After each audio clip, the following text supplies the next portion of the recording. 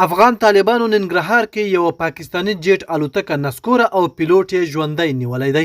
سلام ستړي مشي. په سر کې یادونه کوو که مو چینل نوي سبسکرایب کړئ د تازه او مهمو خبرونو لپاره افغان پلس چینل در سره سبسکرایب کړئ.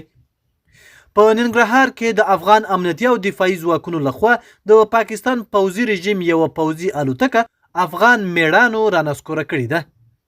د پیښې په ترڅ کې الوتکې پیلوټ هم ژوندی نیول شوی دی. سیمه ییزو سرچینو ویلي چې د دې برید هدف د سرحدي امنیت ټینګول او د پاکستاني ځواکونو د هر ډول تجاوز مخنیوی و. د الوتکې نیول شوی پیلوټ اوس د افغان ځواکونو تر څارنې لاندې دی او د پیښې نور جزئیات د استخباراتي او امنیتي چارواکو لخوا څیړل کیږي.